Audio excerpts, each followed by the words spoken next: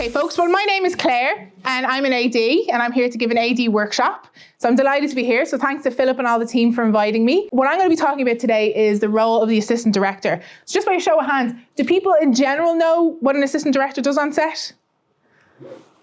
Okay, cool. So just nobody in particular, but just try out some words. What do ADs do? Everything. Schedule. Yeah. Schedule. Anything else? Organizing. Anything else? Directing. Thirds, extras. Coordination. Scheduling. Assisting. Brilliant, brilliant. Love it, love it.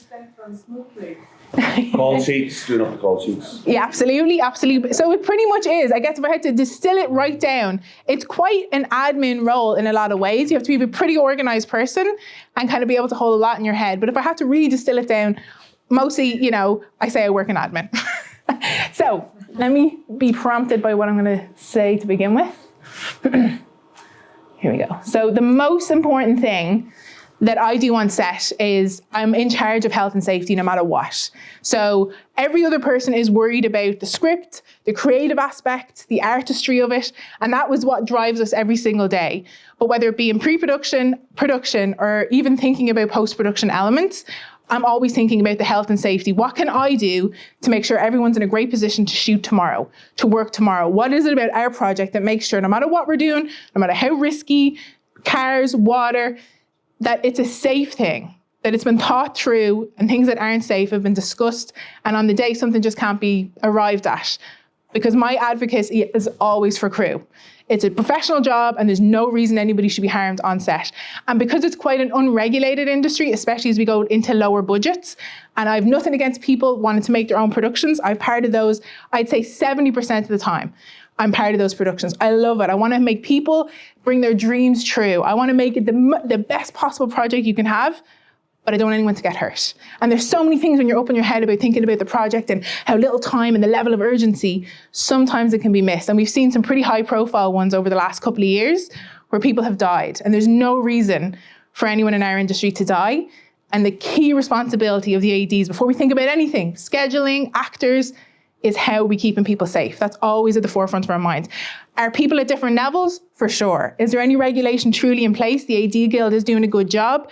But no, it's not as regulated as America. America is very high up and it's kind of aspirational for everybody. So at the moment we work hard, it's, you know, best policy. That's what we're always striving towards. So it's about planning. It's about taking the script, whatever I'm working with, the first thing when I look at it, I'm like, what is this?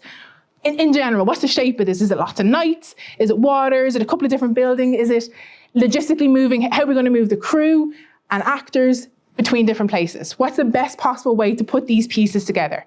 We're like problem solvers. That's what I like to think of. I think of it like Tetris in my head when I'm thinking about something. When I'm reading something, I'm like, ugh, there's 15 female cast. Okay, so that probably means we're going to do pre-calls, it's hair, makeup, and costume. Oh, there's about 7 different days. That's changes. There's a lot of changes in the day. I'll try and think of, let's do the least amount of changes. Let's do the first scene where there's maybe 2 cast members, so I don't have to do too many pre-calls.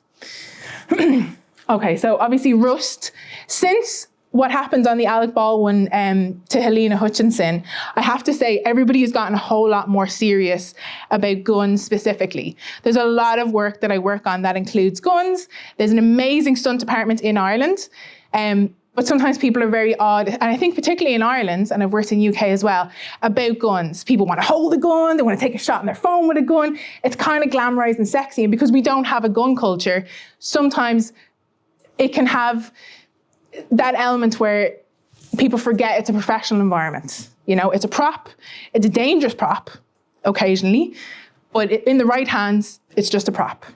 So I think what happened on Rust is horrific and obviously to be condemned, but a lot of departments let down that film and were the cause of that. And every department should hold their hands up, including the AD department. And all the ADs around the world were looking and thinking like, could that have been something that happened?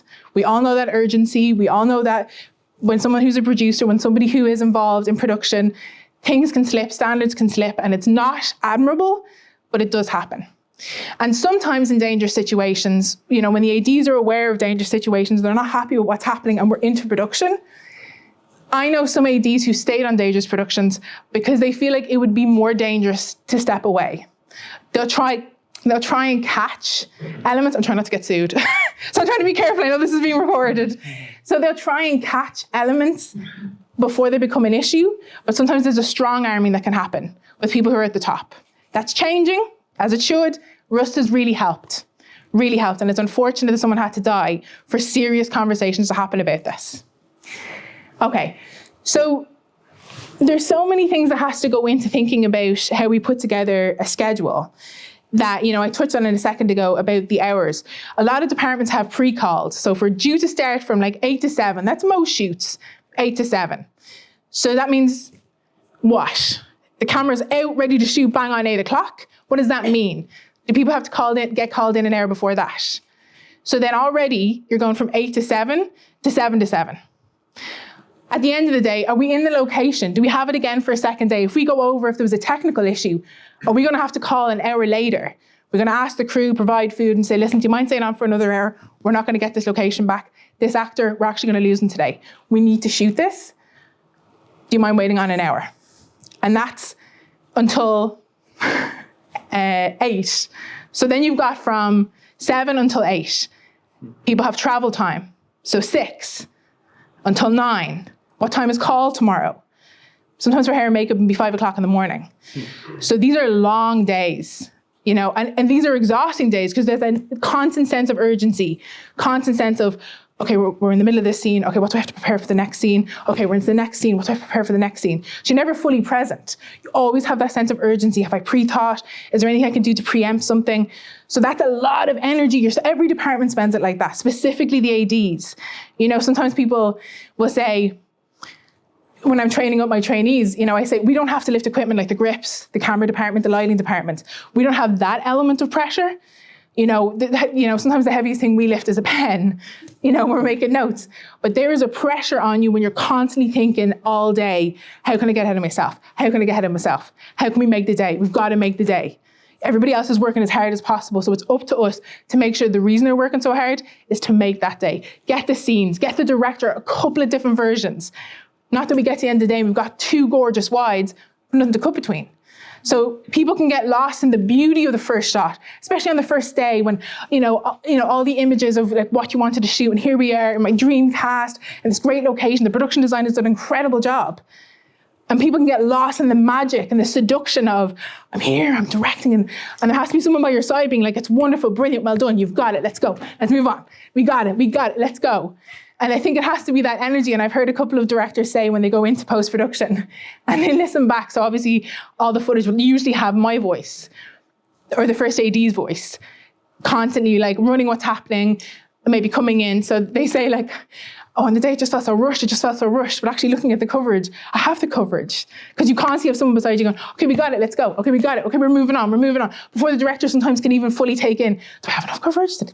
Did I get everything? I had the shot list. I'm thinking of that too. So you're carrying that energy. It's exhausting.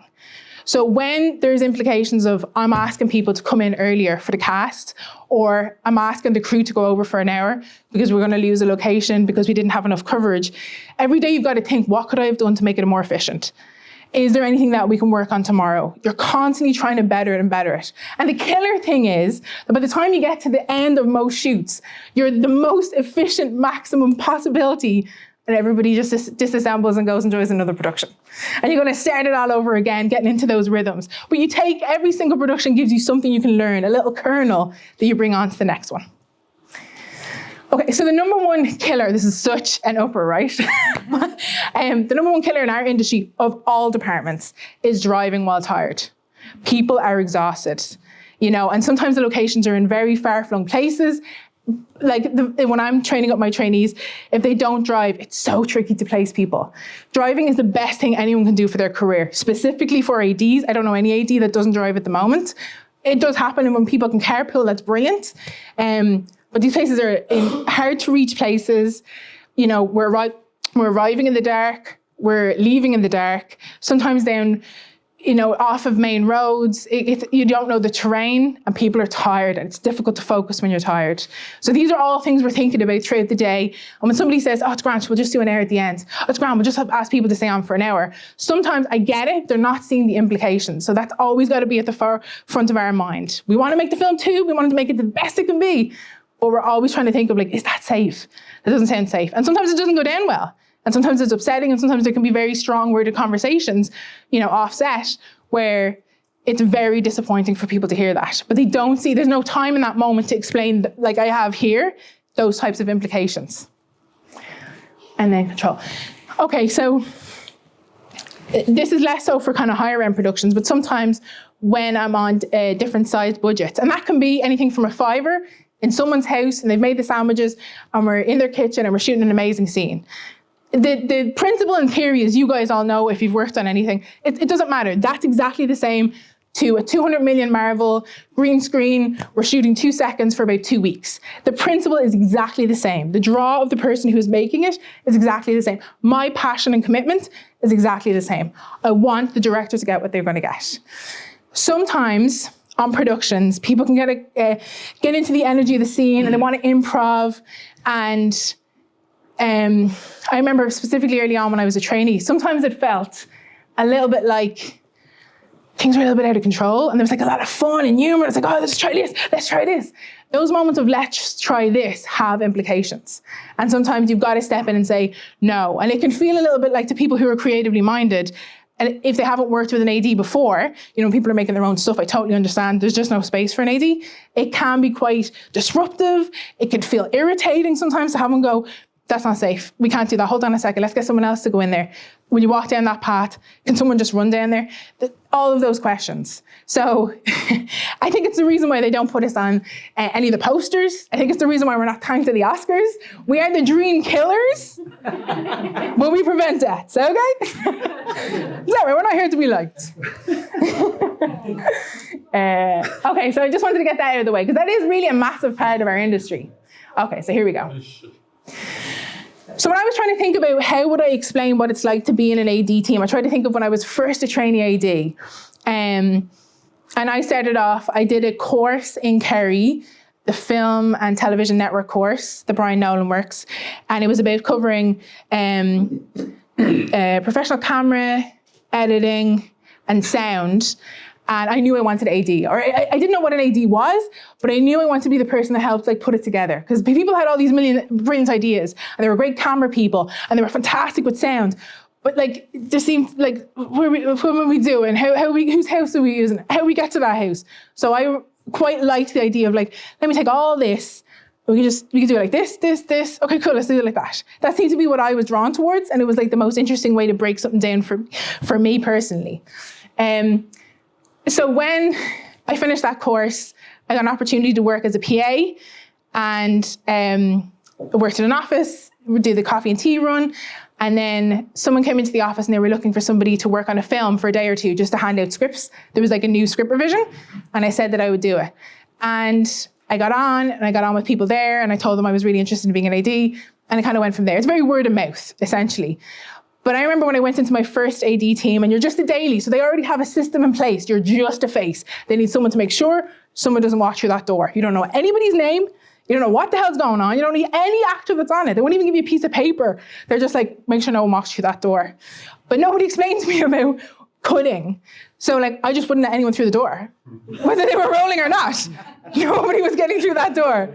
So someone had to explain to me, oh no, when we're rolling, don't let people come through the door. I was like, how would I know that? You told me not to let anyone in. Nobody was going through that door. Producer, number 1 actor, not a chance. But they kept me on after that.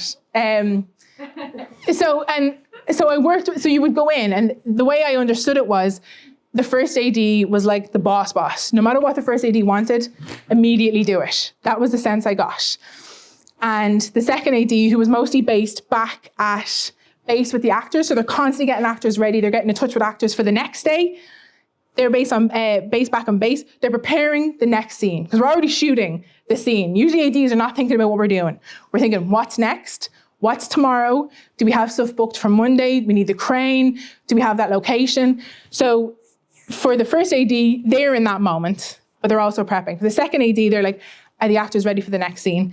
And they're thinking about what's coming up, who's available, has anybody's availability changed? So these are the things that they're thinking of. To me, it reminded me of the army. It was you had to please the first, second, and third. It was no matter what their orders were, no matter how odd it seemed, for whatever reason it was, you would do it. No questions asked. There was no time for, if anything happened and it wasn't your fault, let's just say, but you were asked to do something and whatever happened, like an impossible thing happened, on the radio, there's just no space to say, oh, well, see, the catering weren't opened and then I said I'd go down and again. It's just, you didn't do that and you're like, it won't happen again. This is a lot of absorbing. That won't happen again. So it's kind of like, it was interesting coming into, and when I was working with people, obviously you follow what everybody else was doing, but there's that sense of like, no matter what, we'll get it done. Time is of the issue. Everything felt so urgent. There's this constant level of urgency that never leaves. And that's when you're younger. And then, obviously now in my career, and I think a lot of the people that I was lucky enough to be trained by, yes, there's the urgency, but you want to make sure that people feel supported, they understand what's happening on set, that they feel part of the team, even if they're only coming in for one day. You want to remember people's names, you want to check out if you've eaten. I think I was on something for a month and I never got lunch. They just presumed I was getting lunch. And I was like, I thought I'd be told to get lunch. Mm-hmm. So so you kind of want to, so that was kind of like how I thought about it. Now, I'm not making it sound very attractive, but like, I just want to give a sense of what it is. It's quite military in terms of you're following the rules, but for a reason. And as you go along, you understand the implications. So in the beginning, you don't understand all the things I know now, but obviously there's a reason for it. So there has to be that level of acceptance of like, I don't understand why, but sure, yeah, no problem. I'll carry around these 10 chairs. It's like, oh, the cast can't stand around for 8 hours. They need somewhere to sit. So things like that. So trainee AD is what you go in as. Trainee AD is a great thing to go in as if you're not really sure what department you're interested in, because you kind of get to see a bit of everything. The ADs interact with almost every department. They need to ask them for whatever. They're kind of the conduits of communication, essentially, is what the ADs are. So they come in as a trainee. Now, it's tricky. Sometimes they'll do call-outs on Facebook. Sometimes they do call-outs on film teams. Sometimes they'll ask me if I know someone who's just copped on. I think the main thing you need to be is just like, if you got cop on.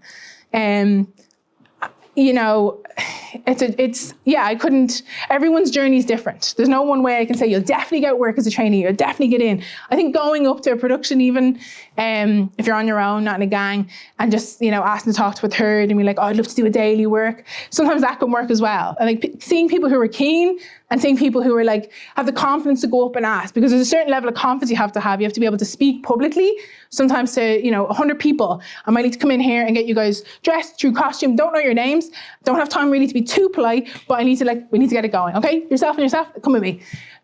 So seeing people who are willing to kind of push past that discomfort of, I don't know, and, oh, who should I ask? Is like, just by having that energy, it's like, that's already a plus. It's people who have that kind of like forward-thinking energy, I'm gonna make this happen. That helps. So when you're training for a couple of years, you might get an opportunity then, so the third AD runs the walkies, so everybody on set usually has a walkie, so they'll make sure they get them back every day, account for them, make sure people's names are on them. They've got batteries during the day. They'll give some to the trainees to hand out to people as well. And they'll run any background. So people who are in for the day, if they're extras, they'll explain the scene, they'll get them in, they'll dress them, whatever the director likes to see behind the camera. And usually it's color-based. I kind of wish every actor could get an opportunity to work in casting and to work with a third AD to understand how unpersonal it is if you're dressed in somewhere and all of a sudden you're moved. And, I saw someone recently who got a bit upset and they're like, oh, I know I was laughing. I was like, I promise you, nobody noticed you laughing. I was like, it's because you've got a check jumper on and it's just jumping on screen. So it can be something to do with your costume, color. You might be dressed quite similar to number one. So they don't want anything to draw attention. So it's, and the same with casting. I heard a lot of people mention that they're actors. When I was younger, I worked in a casting office and it is incredible how people are chosen. It's so little to do with the person personally. It's just whatever that thing is that drew them in. And it can be nothing like what they were looking for, which is horrific for actors to hear. They can have a very specific view of what they want, and something else can walk in and they're like, actually, that's exactly what I wanted. So if you are an actor, and if you get an opportunity to work in casting, I really, really recommend that anybody get in and do a day or two in casting to see how, everybody really is at the same level talent-wise. The talent is massive, and it's difficult to differentiate between the talent. It's just something specific that the director visually had in their head in the way that someone's hair is, in the way that their face, animates itself. It's just so particular to each individual director and really not personal to the actor at all. So yeah, that is something I would always want to impart in situations like this where there may be some actors. I could never do it. I have such respect and admiration for actors. And I know it must be disheartening occasionally to hear no, or to get no feedback, or to not get cast for things. So that's always something I like to pass on, because I am in those conversations and I hear how little it has to do with your talent, because the talent really is high. It's that specific thing. We got the X factor. What are you going to do? I think that's it. Walkies distributing here and check. Yeah, so I kind of covered it all. Because we're like that, the go-betweens between different departments, anything, so like waiters, if we're going to be in water, sun cream. So we're that kind of department where we'll get given something that production want everyone to have, and we'll kind of like go out like little ants and make sure, check in with every department. So the way walkies work is that usually general production for what's happening is going to be number one. That's the first channel. Only things that are happening. The only person you'll hear on that is the first AD all the time. They're saying to everybody, this is what we're doing, this is what's changing, lens change, actors heading off for a change, whatever it may be. And then we're disseminating that. Also, they obviously do, we're rolling up, and then we're all like little echoes, rolling up, rolling up. That's quite difficult for people who are starting off. I had a young trainee with me recently, and I was trying to train him up on the different elements. And for him, he couldn't quite get his head around the idea. He was like, you elevate your voice quite well. We might be just shooting in a room like this, and he's just outside the door. And he's like, everybody can hear you say rolling, so why do I need to say it? And I was like, well, one, it helps me know, okay, it's gone across the walkie, because if I hear another person echo what I've just said, I'm like, cool, it went across, people who are listening have heard, we're rolling up, they're going to be quiet. Also, because all day I say, okay, here we go, guys, we're rolling up, we're rolling, and action. Okay, we'll cut there, okay, we're moving on. All day, every day, people hear me say that at least 20 times an hour. People start to tune me out. Not intentionally, but just because it's so habitual. So if they're just outside the room there and they don't hear me right beside them, having somebody else saying that, just reminding people. People can be on their phones, they've come in, the art department, the grips, some of the standbys, they've come in, they've done their work, we're rolling. It's quite quiet, people are on their phones, they're getting something to eat. They might forget, you're out of that scene for a moment, you're just waiting to go in to reset again, and you might forget. And it's just having that person who's saying rolling and cut and letting people know what's going on. And it's continuous all day long. It rarely happens, but sometimes if there's like technical issues happen quite a lot actually, but it rarely happens where for too long it's very quiet. But so obviously there's a buzz. There's the pre-buzz of rehearsal, step the actors off. Okay, we're setting up for the scene. We need to move this light. We need to move this chair. Okay, let's get the actors back in. Okay, we're going for a rehearsal now. Camera rehearsal. Here we go, guys. So it's a constant ebb and flow for the crew throughout the day. And it's like either we're setting up for the shot, the actors are in, and we're rehearsing for the shot, or we're rolling on the shot. That's the only flow. When there's a technical issue, or if somebody comes down and there's maybe a mistake, if they're not supposed to be in that costume, or something quietly is happening that people aren't aware of, there's an unsettling feeling in the crew. They're like, what's going on? So somewhere going on. And if it's something that people, if it's maybe some department made a mistake, we all make mistakes, the ADs make plenty of mistakes. Nobody wants to broadcast it. So as long as you're communicating with people and saying, hey guys, it won't be too much longer, or hey guys, we've got a hold up here, we've got 10 minutes, you want to run out and grab a coffee, 10 minutes and we'll head back. Just little pointers like that. And it can be hard in the beginning because when you've heard it and you're right beside it happening, you might not think to say it out loud or to pass it on, because you're like, okay, everyone heard that. But people really are, we train the crew not to listen because they're like, oh, but the ADs will always say what it is. So, we've got to always be letting people know what's happening. It's kind of like you're narrating the day. Essentially, you're narrating the day. No, I'll save that for later. Okay, cool. Okay, so I feel like we've covered that. Do people feel like they've got a better idea of ADs and kind of the roles, yeah? Yeah. Okay, great. All right.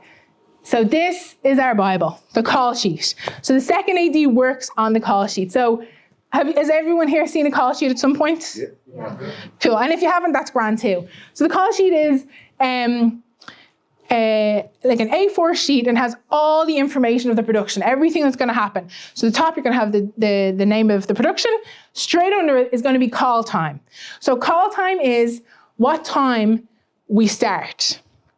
And if you're there for call, you're late because everybody comes in early because you should be on set, your jacket's off, your coat's far away, you've got your walkie on. You know, we're trained as ADs, we come in an hour before call time.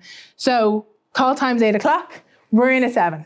Now, most productions will provide a kind of a breakfast, so it's kind of like that non-monetary reward thing where you feel like you're getting a free meal. A free meal gets people in. Okay. Now, obviously, other departments, camera might have a pre-call time.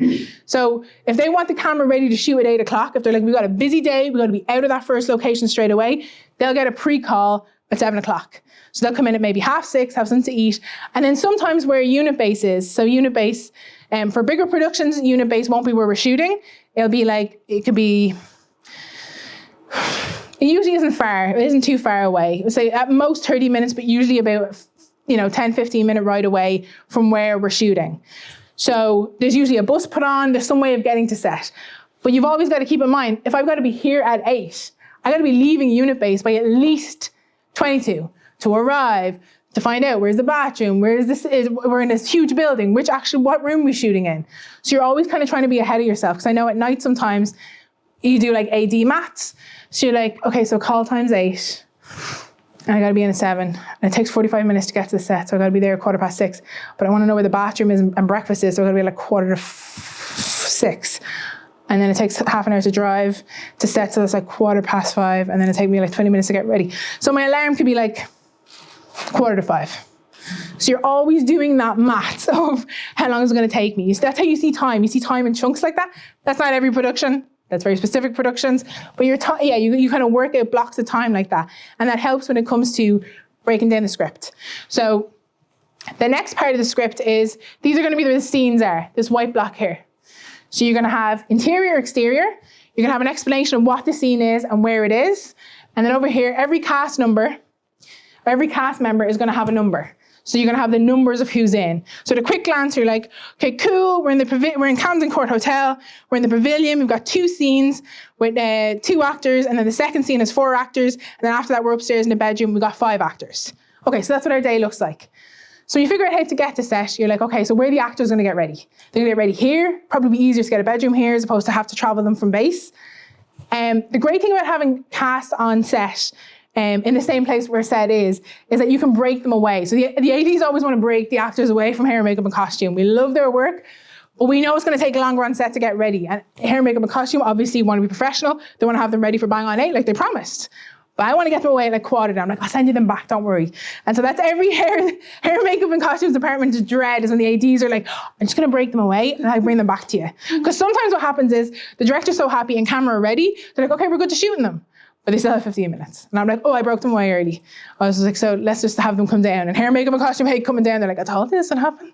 But they're amazing to work with. And like different departments understand what it is. So that's our scenes for the day. And then but the second AD works on specific. Now the second AD really, it is all of their work. They're incredible. They get all the information, they put it together, they run it past the first AD during the day for release so that when we wrap on Monday, it's getting sent out to you for the next day. You know, everything that's going to happen. All the information for the day is on it. So this little grid here is like the ultimate matrix. So it's where you put like cast arrival time. Do they need time for breakfast?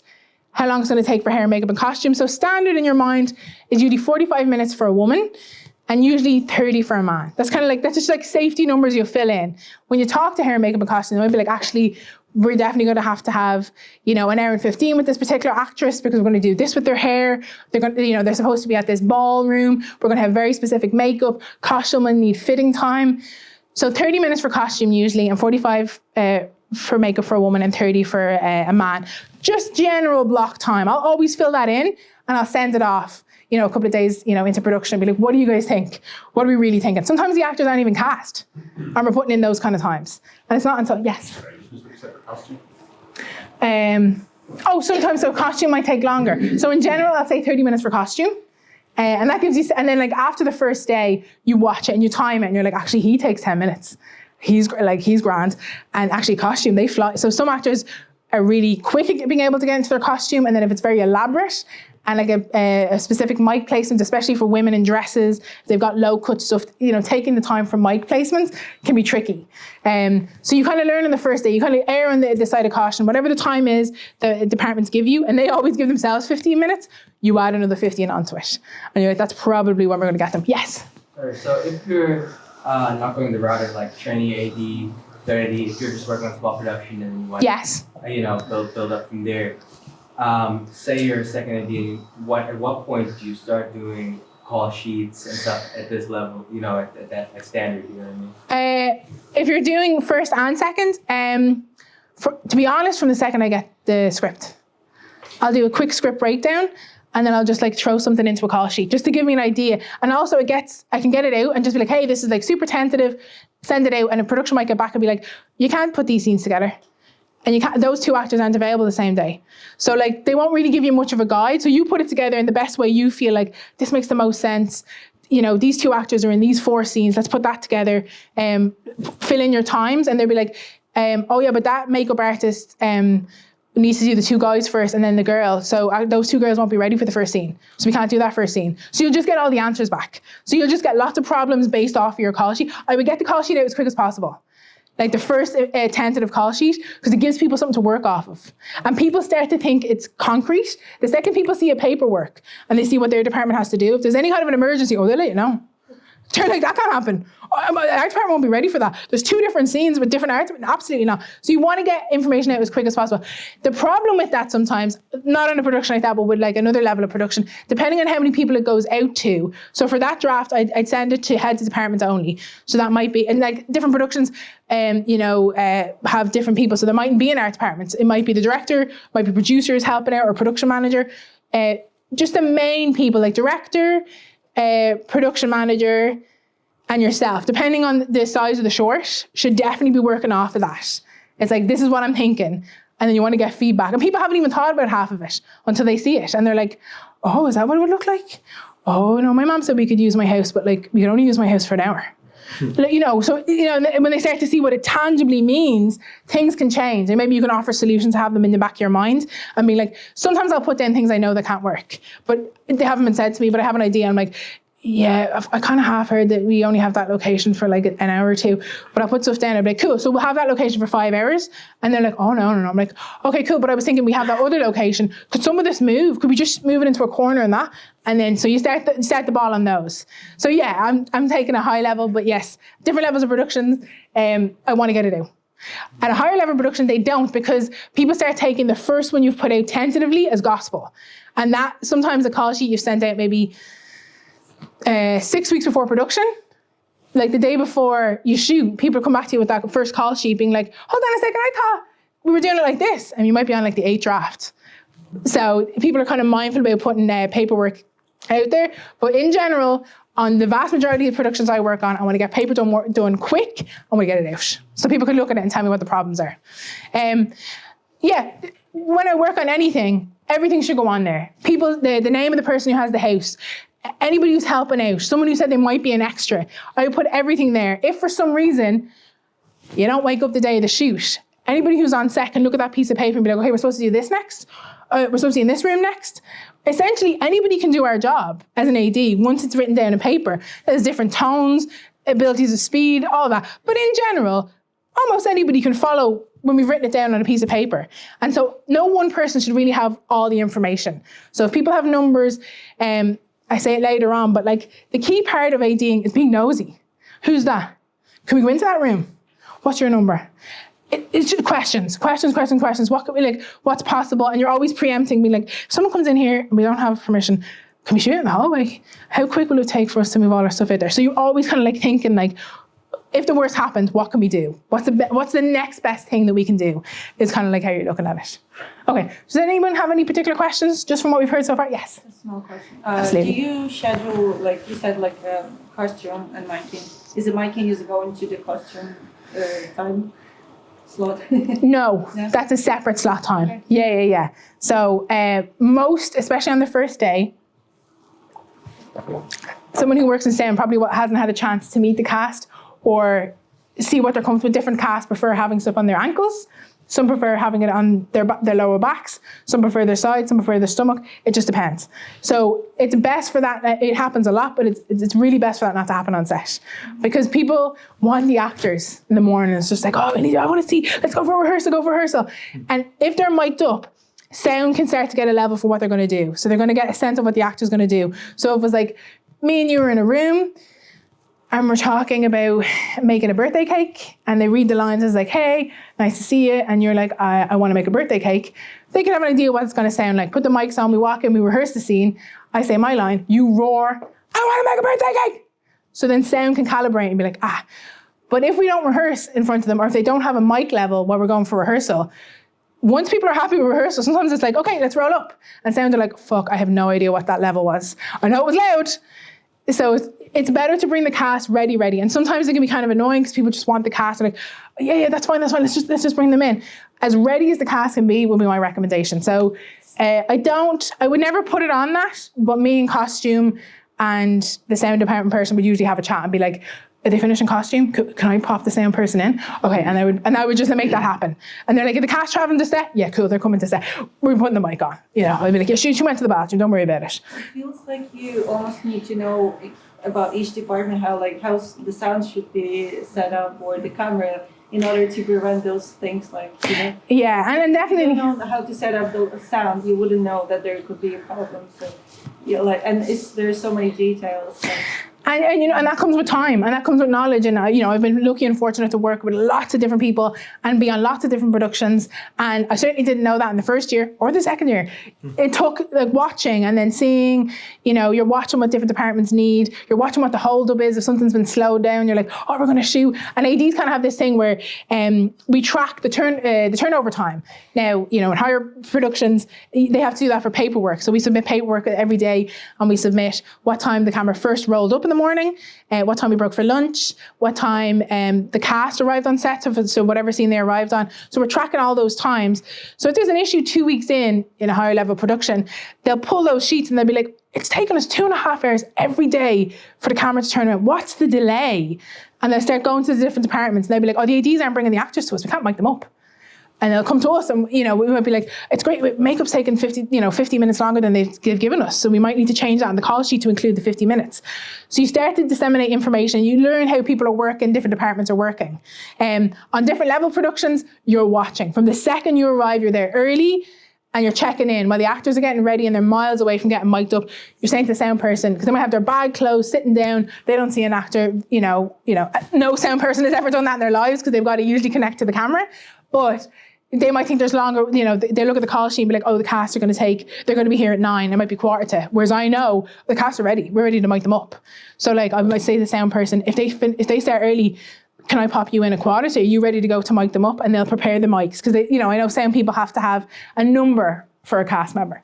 So like you might be mic number 1 and I'm mic number 2, and that won't change over 3 days. So they always know in their channels. And like you said, I know that because I've seen and watched and observed and been like, okay, this is a delay here. What can I do tomorrow to make it quicker? Oh, cool, I'll just check in with her or him. So yes, thank you for that question. Any other questions? Yes. Yeah. So are you, while you're becoming a first, so you're a second AD, are you required to take classes on sound or on camera operation or anything like that? No. Okay.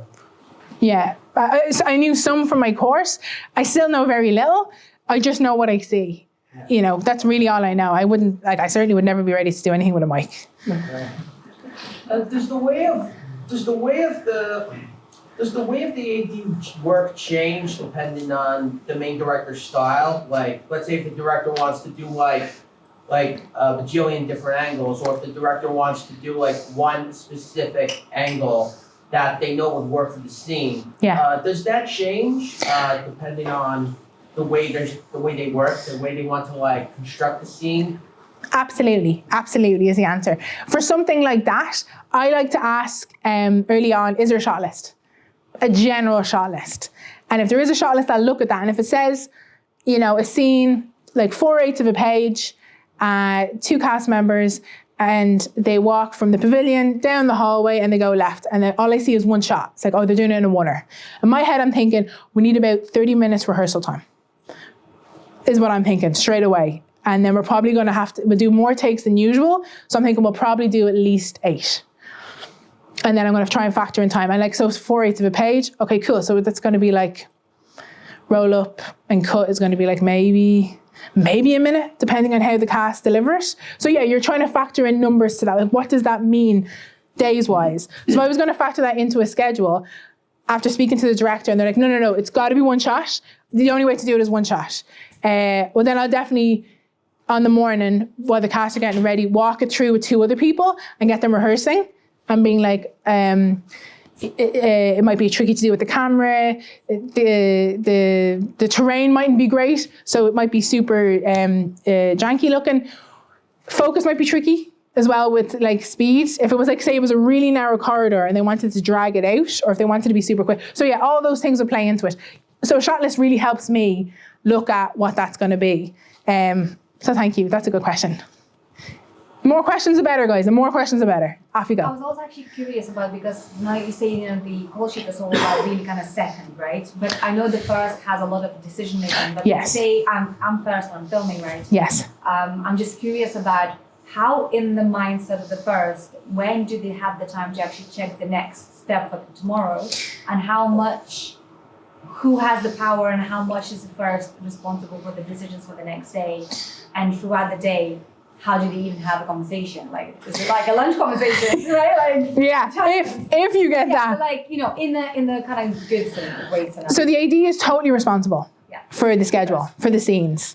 And the second AD might have more information. So the first AD might be like, it has to stay exactly like that. And she might be like, or he might be like, it can't stay like this because that actor's not available. They're actually doing voiceover for another production we had to commit to.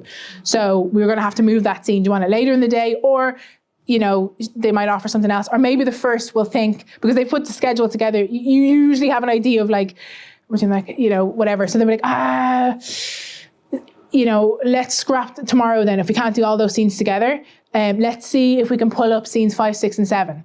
And so they'll be like, let's do 5, 6, and 7. And then the first AD might think that's great. The art department might have thought they had a week to prepare for that, or there's a particular thing that they've ordered in the post, but they know they don't need it till Tuesday. But on the day in the set, as soon as the first starts thinking that, the second AD goes off and finds an answer within the hour, so that doesn't start to become something the first really wants. Because they're like, you can't actually do that because we won't have that prop. So they'll find the answers. It's beyond tricky. It's beyond. On bigger productions, when there's a third AD, often the third AD will step up to first the scene, and the first will step off with the second for 20 minutes and be like, this is what tomorrow's looking like. Or if there's a big stunt on the Monday and this is Wednesday, they're like, have you booked these people? We can't do it like this because we need a rehearsal time. We won't have enough time in the day to do the whole stunt. Some of this got to go. They'll be the conversations the second and the first are having. When you're on a different production and you're the first and the second, you know, when you're working with the cast, sometimes you'll have a production manager. It really is about snatching time. It really is. And on that as well, like in terms of power on set, right? Because first is with the director most of the time as well. Like what else, like in terms of his really like concentration is for first. So as a director, I would know what you expect from first. That's kind of where I'm coming from. Yeah. You'd expect time management. So like they're definitely like keeping an eye on both your shot list, where you are in your shot list. They're also tracking, they have enough to edit with. I've got to get them off this scene. And there might be 2 more dream shots you want to get, but you would have had that conversation in prep with a good first AD. I would go through each scene and be like, in my head, basic coverage, you got the wide, there's 2 actors, you got a 2 shot and you got 2 singles, right? So that's 4. Could we live with the 2 shot? If needs be. I'll always have that chat with a director. They always say no. Right? They always say no.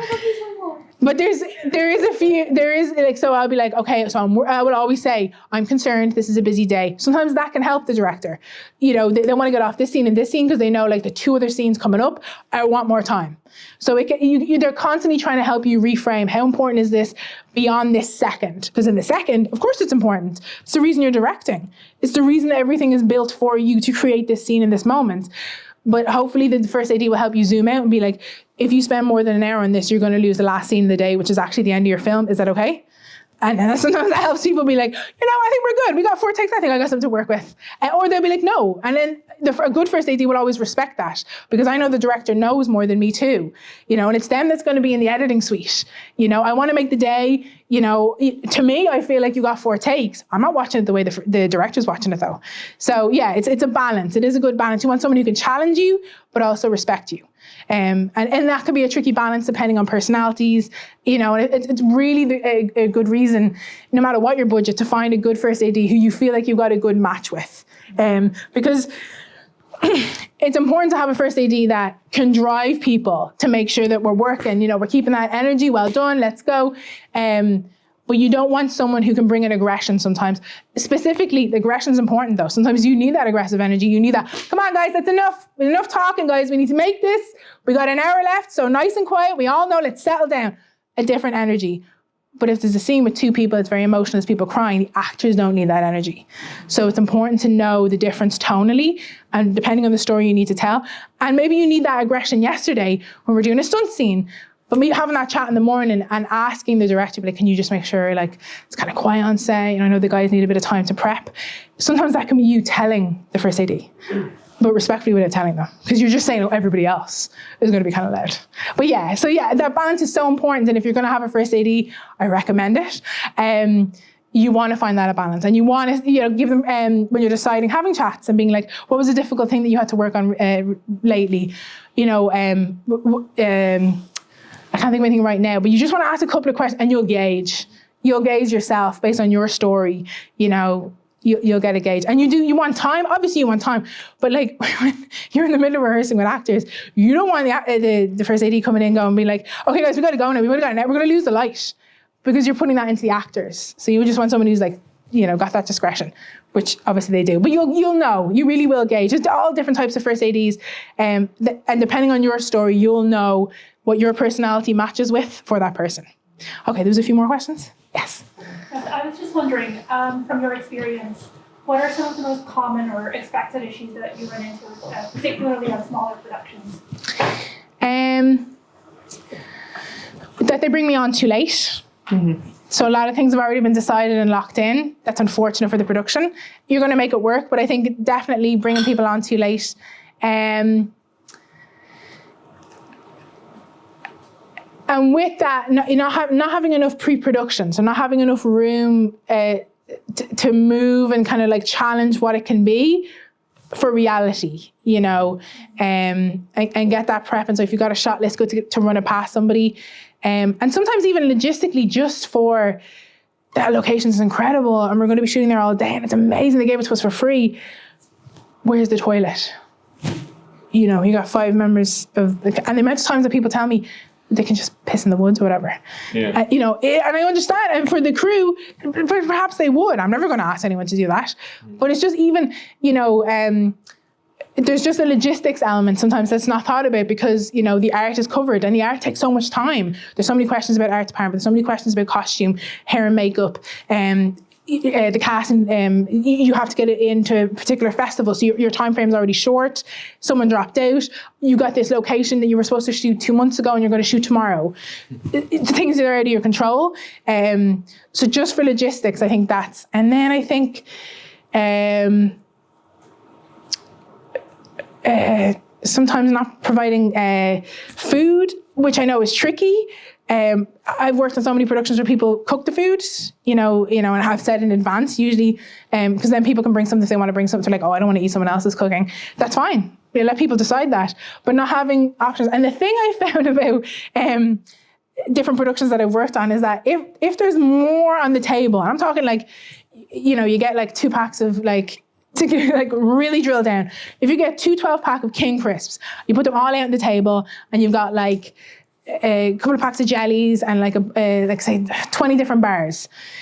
People won't actually take stuff because they'll just presume, oh, there's loads of stuff here. Yeah, I'll swing by there with a cup of tea. If you have a couple of bananas, 2 packets of crisps, 4 bars, people will take it being like, oh fuck, there's gonna be nothing left later.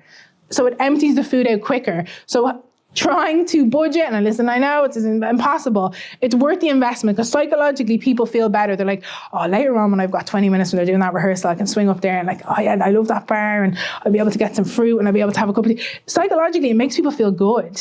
You know, sometimes people are doing it for no money or low money, and that's grand. Everybody knows what it is, but it's such a small thing that makes people feel good, because everybody feels like they're getting free food, and everybody likes to get something free. Am I right?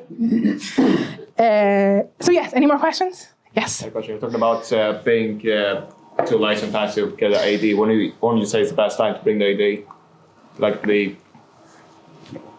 Like if you don't have it like in The earlier the possible. The earlier the possible, because you can bring someone on 3 months before you're due to do something and send them on the script. And if they're like, cool, yeah, happy with that, happy with the rate, whatever the rate may be or may not be, they're thinking about it. It's somewhere in the back of their mind.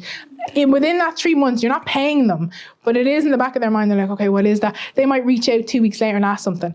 So like, it's better for them, or if they feel like, I couldn't do it for that pay, but they might know somebody who they think would be really good to step up. So I think the earlier you can start asking people, I mean, I'd love you to have a look at this. What do you even think logistically? I'd love to get your advice.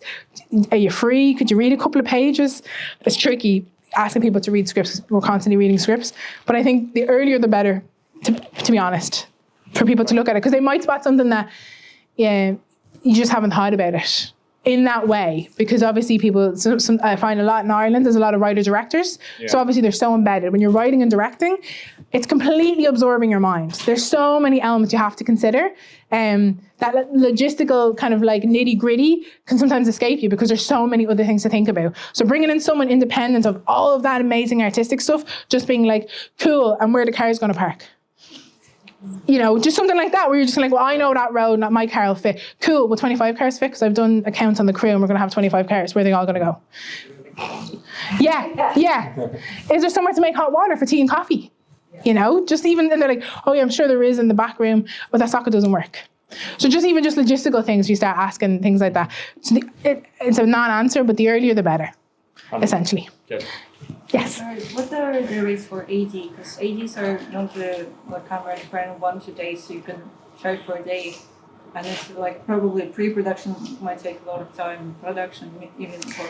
So would you charge and what's the rates? It depends. So for a lot of the focus shorts, Screen Ireland shorts, it's 150. It's like 150. A day. A day. Doesn't matter how many days you work. No, it doesn't matter how many days you work. So it's 150. Now, obviously, as you go up in productions, it goes up. So like you can get anything from like 800 to the best part of $2,000, depending on what you're doing, depending on the production level. So it doesn't it's like monthly if you like go to the big film. Over in England, yes. Yeah, sometimes if I get like a 6-month contract. Yeah, monthly. So I could get like anywhere between 1,200, 1,500 a week. And then you're guaranteed those 5 days. And then there's other additional, if you work Saturday, it's extra. You do overtime, it's extra. All those things are included. In general, for like, I'd say maybe 50% of the productions, it'll be 150 a day. And that's because it's the Screen Ireland recognised rate for all crew. So all crew will be working for 150 a day. And it's across the board, actors. So I think it's more palatable to people that, okay, cool, we're all on 150. Yes. Sorry, just a quick one. So in between the time that you're not filming, is it fair to pay people for their time usually, or is it kind of like... Well, nobody ever wants to. Like, I can count the amount of times on different productions where I've been paid for pre-production. Yeah. But if I don't do it, the first day is no good. If I rock up the day being like, okay, cool, where is everything? And what time are the cast going to be in hair and makeup? No matter what, I'm usually doing at least 3 days. So sometimes what I'll do is like on my invoice where I've already agreed on the rate and we know that we're not getting paid for pre-production, the Guild has been good about this. I'll put 3 days pre-production. And I'll put it obviously at like discounted rate for the name of your production. And I think it's important to just get people thinking about that, is that a lot of my work happens before we even go to set. I would say like 70% of the work is done. And then it's just like implementing that throughout the day. And you're kind of pivoting based on what's happening. But yeah, a huge amount of my work is, but productions can't afford it. Productions also don't potentially see the value in it. Because they're like, oh, we'll think about that. Cool, yeah, they're going to do up the call sheet. We'll give them 1 day prep. They can make the call sheet for us. And I understand the mindset because our work is very invisible. Essentially, it is just invisible work. Any more questions? Pardon? If it goes well. If it goes well, yeah. Where everybody knows my role and we lose something, we're running late. Is that the same for other departments though in terms of pay? Which you would obviously... Well, camera would get, depending, it depends. Camera would usually get a pre-production pay. And depending on the budget, so bigger things will probably bring in the first AD from like 3 weeks out usually. you get pre-production as the first AD. And then the second AD gets a bit longer. They usually have 5 or 6 because they're working with the production manager, just starting to put things into place and thinking about what it'll be. And then the third AD might get a week prep because they got to prep the walkies, meet all the different departments. This is higher level productions. But yeah, for other departments, the camera definitely get, because they usually have to do some kind of camera tests, pack up the truck, Sound I don't know about actually. I'd have to ask the sound department. I'm not too sure about sound. The grips, I don't think. Locations obviously will have pre-production work that they've done. Locations manager will get pre-production time. I couldn't speak to other ones where I'm doing stuff for free. I couldn't speak to what other people agree to. I do know people really are inspired by the work, by the script, by the director, by the writer, by the producer they have a good relationship with that gives them other work. All those things play into people offering up their time sometimes without pay because it's kind of an investment in yourself and your career. But you don't want to be presumptuous either and think like, yeah, you want to be involved with this and I'm not going to pay you. But you know what? The people who say it up front, it's just better off. Sure. I mean, like, I'd love to, I know a lot of your work goes in, we just don't have the money. If we get to the other side, depending on the budget, if there's something, absolutely, I think it's better that way, for sure. Like, definitely at the beginning of my career, there was a lot of people, who might have said, oh, yeah, you can put in pre-production and we get to wrap. And obviously things had happened during the shoot and they just didn't have that money anymore. And they'd have to say, oh, I can't pay it for pre-production, which was fine, but it's just better off being as over your budget as possible and being like, I can't. It is what it is. Let me know what you think. But lots of ADs work on stuff for free. I know some amazing ADs, depending, like, they can really be driven by story, because sometimes it's a job, it is a professional job, and sometimes you're on something for a specific amount of time, you got bills to pay, you love the work, you're going to make it the best possible thing you can do, but sometimes smaller things that potentially don't have the same type of pay, but might have an incredible actor, or this really amazing up-and-comer writer, or a producer, or somebody that you're like inspired by, and it's kind of, you get that jolt again, where you're like, oh, this is incredible, like, and it really can attract people in.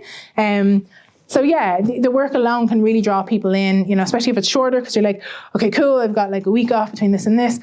And then someone might get in touch literally that day and be like, hey, what do you think? And it's like a 10-minute short. And I'm like, oh, we could definitely shoot that in 3 days. This looks quite cute. And like, especially if you put up for, like, if you have anything in particular, like if you have a potential cast, sometimes they don't make it. It can be like a little, you're like, oh, that might be nice, actually. I worked with them before, their sound. So yeah, there's a way to hook people in all the time. We all understand that, it's incredible to make art. And the whole reason people are in this particular industry, as hardworking as people are, as driven and as professional, is they love the art. Like, it really is about the art. That's what has us here. Any other questions? Yes. So there's quite a few actors in the room. So trainee, first, second, third, right? Yes. Who's your actor's best friend, and what are the, sometimes you go to the, it was like, can I ask this? Actually, you shouldn't ask this person, you should ask this person, right? Oh, the actor's can ask anyone. Hold on, no. The actor's can ask anyone. But we have 1 hour, we're losing the light, and an actor just wants to ask you something randomly, right? Like, so walk us through what's the best case scenario as an actor who will go to different productions, that kind of stuff. So anything that an actor needs to know. So usually, if you're backup bass and if you haven't been called to set and you happen to be, and there is a second AD on your production, the second's probably your best bet. And if it's a production that has like a trainee AD on with the second, the trainee AD be like, hey, do we know when I'm going to go to set? I want to run out to the shop. It's 10 minutes away. Do you think they'll call? Like, whatever your question is. If you're on set, usually when you're met on set by a trainee AD who's going to bring you to where you're going to rehearse, bring you where you can drop your bag to then go back to where you rehearse. If you see them around, they're probably the trainee AD. They'll find the answer. They might not know it, but they'll find the answer for you and come back because they're like busy beavers and they want to get that answer and get back to you. But if the first AD is right beside you, and if it's something that you just need an answer to right that moment, I don't think any actor should be afraid to ask anybody, because it's quite a difficult transplant, for actors, because actors aren't in every day the way the crew are. So like, actors are arriving to our set where they don't know where the bathroom is, they don't know where their room to put their bag is, they don't know anywhere. Like, they just literally arrive. We all might have been there for a day or two. We've been there since the morning. You're arriving in at 2. You're brought in. You're told to go to a room for hair and makeup. You're told to go to here for costume. You're told to leave your stuff here, even though it looks open and the public seems to be walking past and you're like, I don't want to bring my bag to set, but it looks like I might get robbed if I leave it here. Like, there's so many things that an actor has to consider. And they don't want to say no, and they don't want to be disagreeable or be seen as difficult or by asking human questions. So I totally understand the nervousness of actors, not that you're saying you're nervous to ask, because they're transplanted constantly. You might have come off another production yesterday, you're going on to something else tomorrow, you might have a huge monologue that you're trying to think of, you might have thought it was going to be later on in the day and you're going to meet me out of the car and I'm like, we're going to get you to hair, makeup and costume, and actually that scene's going to be in about 20 minutes. So the time you thought you had to prepare has reduced. So like so much has to go in. So it's so tricky, and ADs have such sympathy because we would work quite closely with actors. We're, telling you where to go, we're the point of contact, we're tracking you. You need to go to the bathroom, we're watching. You see us talking on our walkies like we're Secret Service if it's that time of production. We're constantly talking about the actors. The actor has to go to the bathroom. If the actors go to the bathroom and fell in, and it's like everybody's ready to shoot, the actor has to go to the bathroom, that makes total sense. It's like 15, 20 minutes later, it's like the crew is standing around in silence. Like, who else's bathrooms break are tracked like that?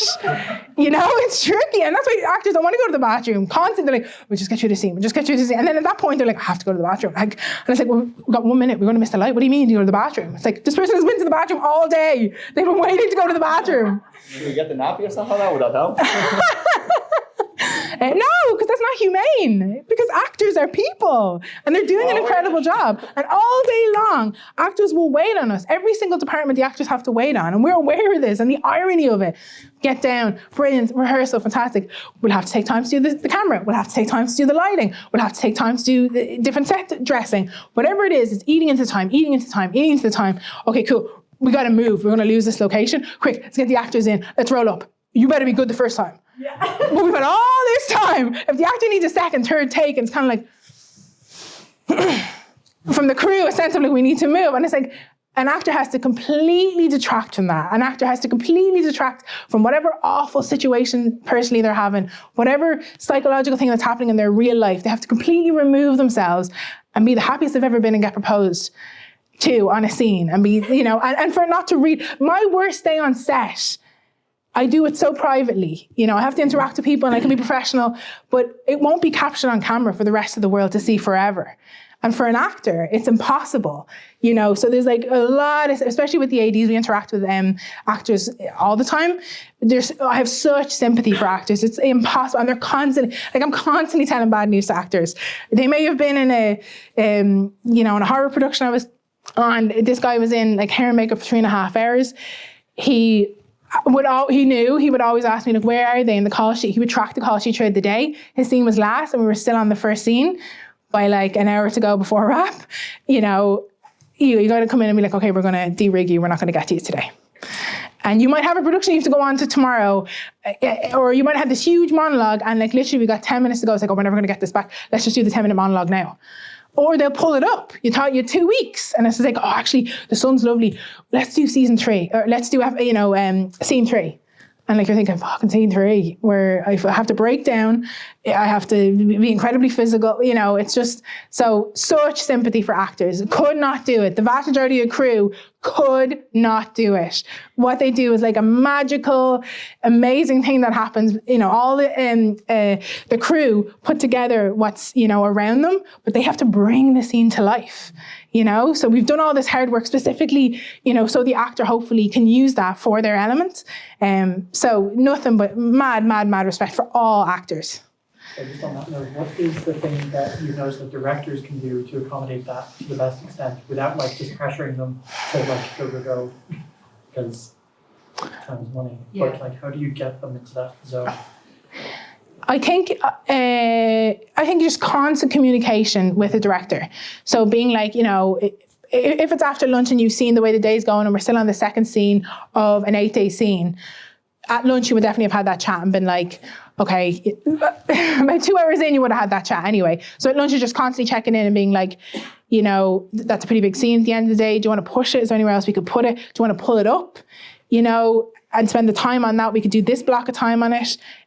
So I think just being prepared, knowing your shot lists, knowing what's really important and having done a what if bad case scenario in every scene and being like, what's major here? Like for the story, the beautiful shots, I love it. For the story, when we really drill down, we've lost time, we've lost everything. tomorrow is going to be wrapped, you're going to be in the edit. What's the most important element? And I think, so many directors are great at this, and they know. When we have those conversations, come to Jesus moments of, it's the last day, we got 3 hours. Right, what do you have edit-wise? What do we need to get? Look, every scene, what's the minimal? We got to get down. I think a director who's done their homework and really knows their script well and knows intention. Sometimes they have to cut dialogue. A director will go in and be like, they can do a little bit of work shopping with the actor. So if there's going to be say when they're in that mindset and you're on par with the first, and it's like, it's looking pretty tight now. We might be able to go 30 minutes over, but let's be real. Is the director's looking for snatches of time. So they might ask for the actor to be brought closer for the last scene and be like, hey, do you mind chilling? The director might pop over to you. And so if they see if I'm like, okay, it's 15-minute setup for that next shot, the director will peel away and go straight over to the actor, and they're already prepping it. They're blocking it. They show them the scene. It's not always possible, but yeah. So I think definitely having your shot list and also being able to track, every day the director should go home and look at everything themselves and be like, how did it go? What would be better? What would I like to improve? And then saying that to the AD team to see if they can try and help and bring any other department themselves, whatever needs to be done. I think really analysing, detaching from the moment and being like, okay, what did I miss? What do I really not want to happen tomorrow? And just really being able to do that. Because sometimes you're trying to tease that out of the director because the director's so insularized in, once the film starts, it can be difficult to leave that world. So not you specifically, for the directors in general, there's obviously intellectually they're there, from that moment. And so you're always trying to pull them out for a second and be like, what about this? What about this? What about this? So that's what I would say about that. No worries. Yourself. And then yourself. To get back to what you were saying at the beginning about health and safety. Because I did a course in health and a long time ago. It wasn't within the film industry. I did a week's course in health and safety. And in the end, I was thinking, where is the dividing line with what you consider health and safety? Because this course, in the end, it was like you had to think about possible dangers in advance. But I got, at the end of the week, I was thinking, you could say, a space alien could land in Camden Street, a horde of Mongolians could come through, it just got to the point that was kind of ridiculous. That you have to have a sense of practicality and what is really going to happen. But obviously within a film set, you've got, for example, lots of cables all over the place. There's lots of things which will, could create minor accidents, say. Yes. So I was, just wondering if you have,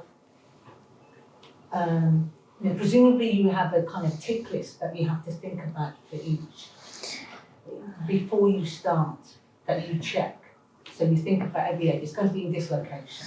I think, and I think you're right. I wouldn't have a very specific tick list, but it's definitely inspired by, say, going to the locations beforehand. So it always, in most productions, there will be a production meeting where you would try and go and do a location scout of here's where we're shooting. But sometimes you don't get that opportunity, and sometimes it really is just okay, it's going to be tomorrow.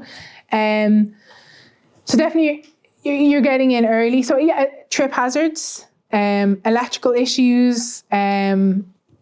What's the physicality? Is there a lot of people running around the room? Is there anything they can bang into? Will there be enough water near set for them if they get thirsty? So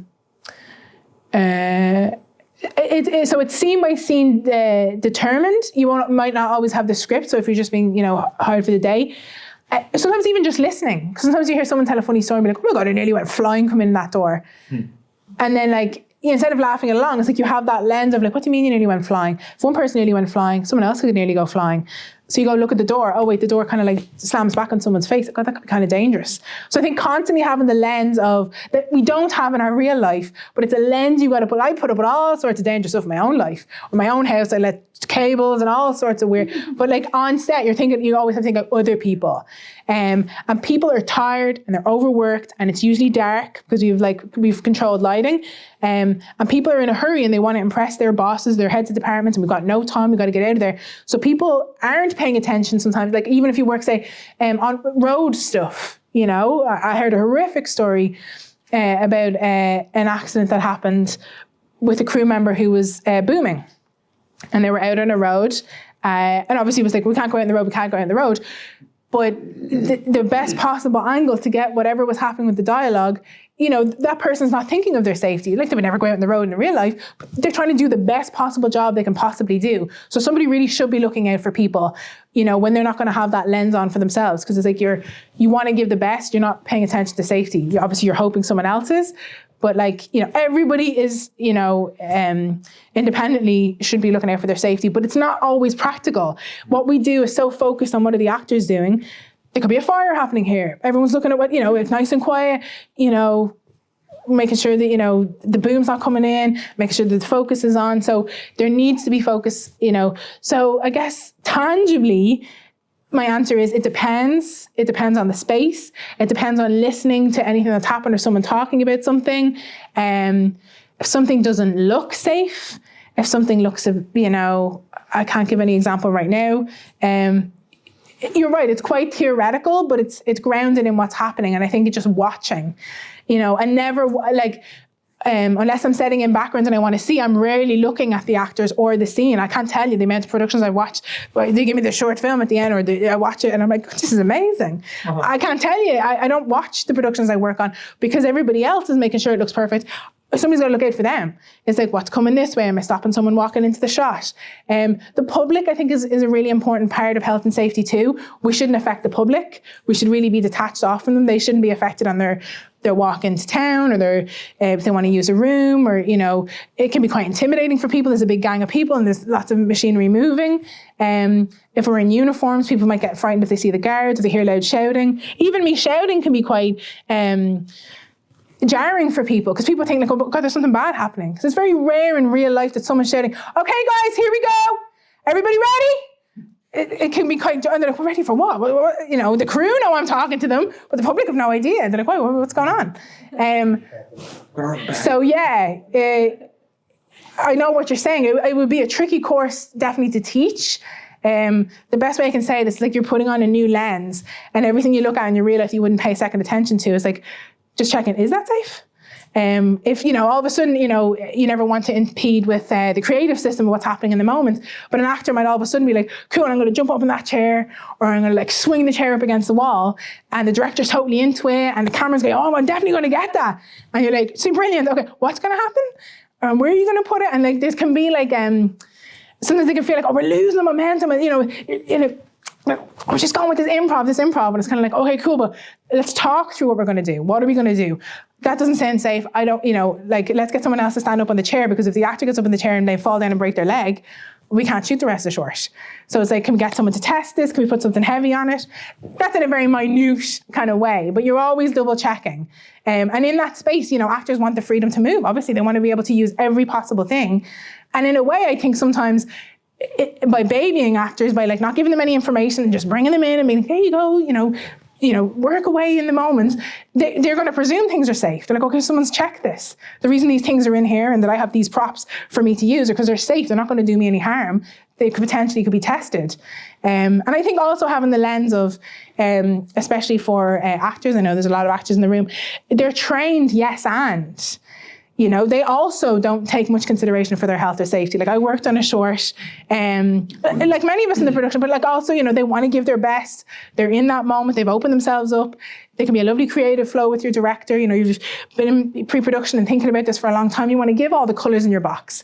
I was in a production where there was a water scene and the light was gorgeous, and it was July, but it was like tracking the actor's time in the water. It was just, I had a very specific time regiment of how long the actor could do it. But the actor was always saying, it's fine, I'll stay in longer.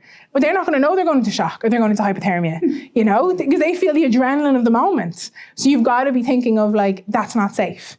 And it might not be popular, and it won't be fun, and it's the no crack brigade. But yeah, so yeah, what is it? Someone said, the fun police. Yeah, we're like the killer fun police. It's like, I'm a dream killer. I'm like, we're not doing that, guys. But yeah, and actors will always offer solutions. The other day I was working on something, and the actor was like, yeah, but when the car's starting off, I could open the door and jump out. And I was like, 100% no. That's not something you're going to do. But so actors are trained to options, next, this, what about this, enhance. And it's about in that moment, there should be somebody who's like, that doesn't sound safe. it sounds wonderful, it looked visually brilliant, but that doesn't sound safe. So let's test that. Great if there was a database where you could just kind of click on, say, the electrical department, so that you have all of your templates, and that every production could just go in, click on that, download the template, and then if there was anything else, and take everything else that they need. So it just speeds everything up. But it's a central point for the whole of industry. I mean, I used to do it, I did a lot of health and safety, but it was laboratory settings. But again, we had to think about, we couldn't have these chairs because if somebody was sitting high in a chair, they leaned back, the chair fall over, so we couldn't have those. Just everything had to take consideration, like if you're using dry ice or whatever, yes, like have you got enough oxygen in the room so that people aren't passing out, like you might put a container of liquid nitrogen into a lift, but you can't allow people to go into the lift. But to have a template, and I'm sure it'd be very easy to create a template for everybody to use. There is risk assessment, and depending on the production, there is risk assessments. And the locations departments are great at doing risk assessments. It just depends on the size of the production. For lower productions, sometimes it's just about opening a window and a door in between takes. You got like 10 people, 2 actors, lovely lights, in this room and the door's closed so the sound doesn't affect. Gets so warm, so just like immediately getting those doors opened, but also keeping it quiet, because sometimes people are resistant. They're like, oh no, don't break it up. Oh, it's going to get noisy. And it's like, I get it. We got to get some oxygen in there. People are falling asleep, So it's like, being able to revive people, but also knowing that you're in control too. Public won't be walking in. You've got that controlled. The noise level isn't so big out there that having a door open just while they're having a conversation before they go for a take again, being mindful of that. But yeah, that's a very good question and a very important, and really like a huge part of specifically my job on lower productions. The locations department on higher productions do a fantastic job, and they do risk assessments and they do incredible stuff. But the safety specifically I'm talking about is kind of like lower productions that have just as much right to be made, just don't have the manpower. Yes. Do you give the actors like let's say a contract with like signed to Allianz and everything, whatever, even if they're at a smaller production or whatever? I don't get into that at all. That's usually a production manager thing. Oh. They'll do, whatever about illness or insurance and stuff. I've never thought about it. I'll be honest with you. I never thought about that. That doesn't come into it at all. I'm just like, nothing's going to happen because they're not going to need insurance. Right? Yes. Yeah, I think what you're saying is the point is, if you just did a shot list or whatever, then you would be prepared in advance. I do understand that the danger might come up with improvisation. And that's what the space is for too. Like, we can do as much as possible beforehand, but you really don't want to encroach as much as possible on the magic that can be created on set, because there's the written word, there's the prep, there's all the, preempting, and it's like, oh, this lovely logical piece of paper, and it's like, and that's wonderful, and it says scene or whatever. But really, it's about the moment, and like amazing things can happen in the moment. You don't want to infect it with that, but you want to keep it safe.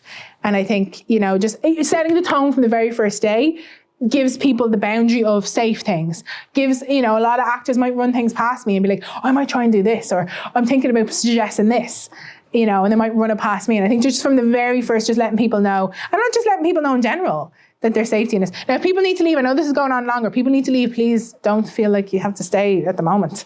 Philip, what do you think? We do another 15, or do you want me to finish?